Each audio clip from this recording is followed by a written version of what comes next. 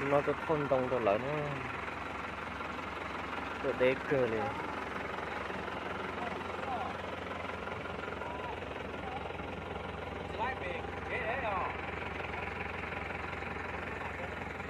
nó bừng đông nó đông được nó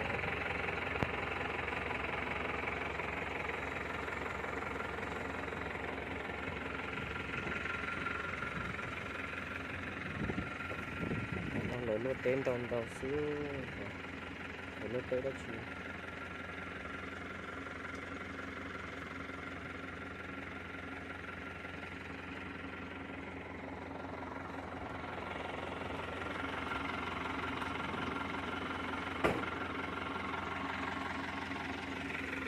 cái nên của nó thế lồng nó còn nhà thế mà tay nhót trời thế này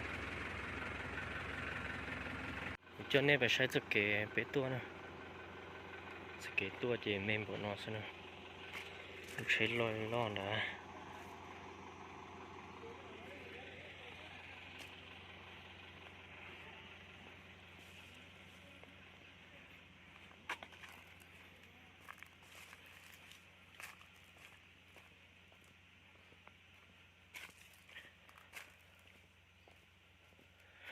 cái luôn nó xem nữa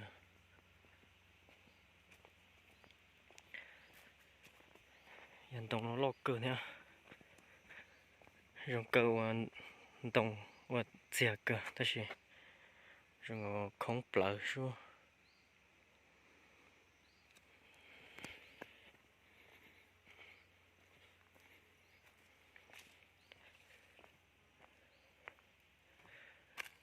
mấy bật tờ nó thế hay sợ gió lên tali nè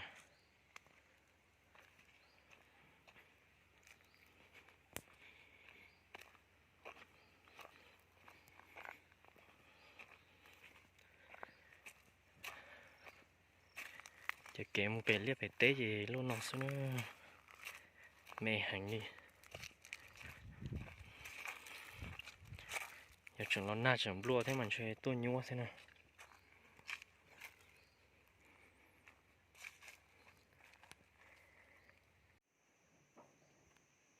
mong thấy thắt té nó chọn là lúa té đã chỉ nó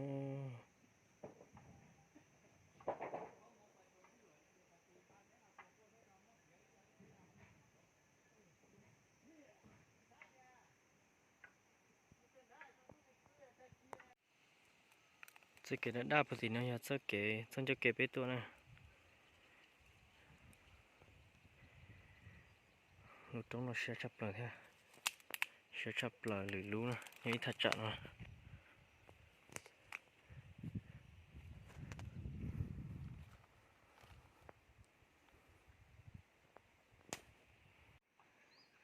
để lui cho tên nó sẽ tị nó thế nó sẽ giờ lấy lúa ở chắn nhung nó sẽ ở tên đây là ở tên nó chỉ bóng này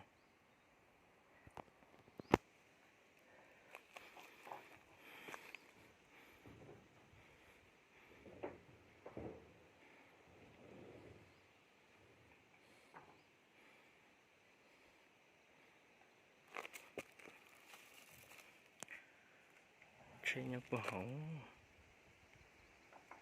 là chúng ta tận rèn tông cho sổ chế này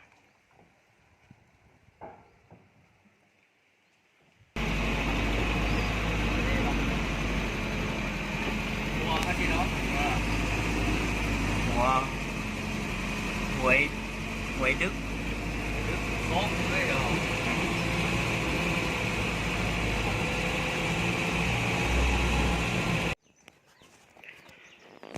thằng đồng nó chọn để rồi mong nó là gì rồi mong là gì nữa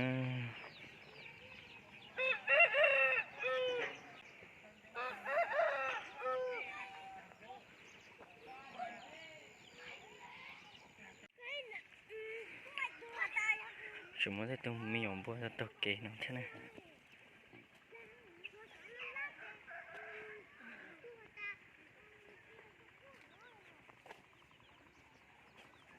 nhọ cái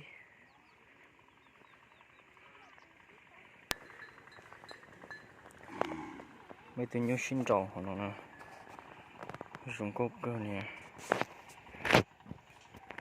lo theo đồng cột rồi nè.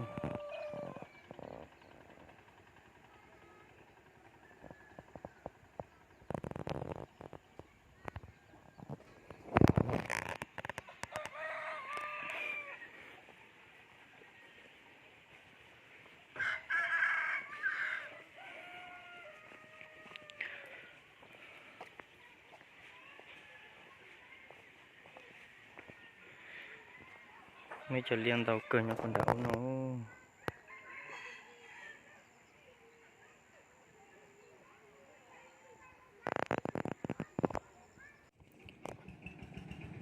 đã lo phải trẻ lực nữa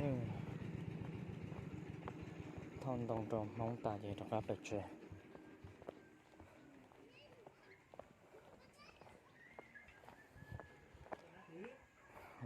nó hỏng xỉ nó nè.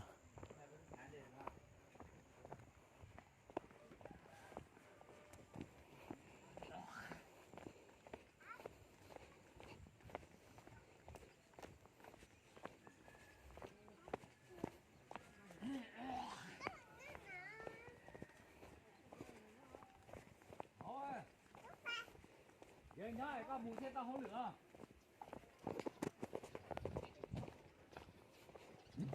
Chỉ đi để ăn hình mũi thì mà lọ thế à? Đâu là cái chảo cửa.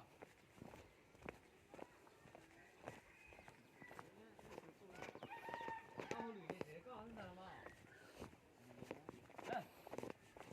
Để luôn đây nè tôi chờ mũi chỉ nè tôi tìm một bé to.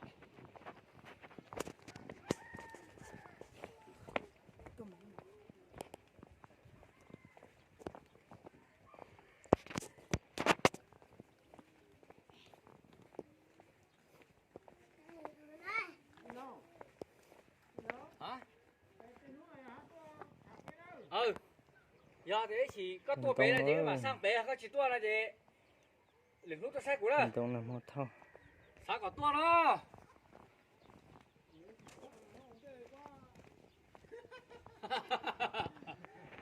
À chị. Dễ hả?